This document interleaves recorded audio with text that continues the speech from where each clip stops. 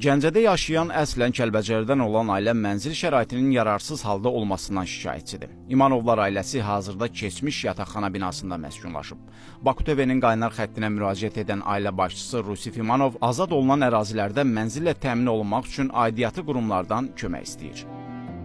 1998-ci ildə Gəncə şəhərində anadan olmuşam. 2020-ci ildə ailə qurmuşam. Kəlbəcər qəsəbəsində atamgillə birgə yaşayırdıq. Sonradan ailə böyüdükcə, uşaq olduqca burada sağ olsunlar, şərait salda burada yaşadıq. 3 saylı Tresin yataqxanasında 3 dənə uşaqdır, çətin bir vəziyyətdir. Yəni darısqallıqdır. Dəfələrlə aidiyyatı orqanlara üz tutmuşam, müraciət etmişəm.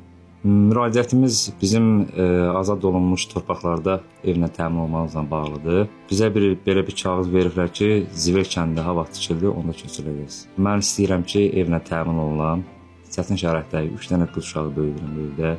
Gələcəyin həkimidir, gələcəyin müəlliməsi, gələcəyin jurnalistini böyüdürəm. Dəfələrlə müraciət edirik, yəni bizim işimizə baxmırlar. Bakıda Qasımkomda da olmuşam. Orada götürlər yazdılar ki, qəbula yazdıq, iş qəbula da çağırılmadı. Dəfələrlə bax, bura tökülübdür, uşağın yatdığı yerdir, tökülüb üstünə.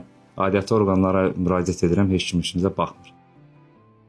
Məsələ ilə əlaqədar qaçqınların və məcburi köçkünlərin işləri üzrə Dövlət Komitəsinə ünvanladığımız sorğuya cavab olaraq bildirildi ki, Gəncə şəhəri 3 saylı Trestin sanatoriyasında müvəqqəti məskunlaşan Kəlbəcər rayonunun Zivel kəndindən olan məcburi köçkün İmanov Rusif Sərkəzoğlunun vəziyyəti barədə Dövlət Komitəsi məlumatlıdır.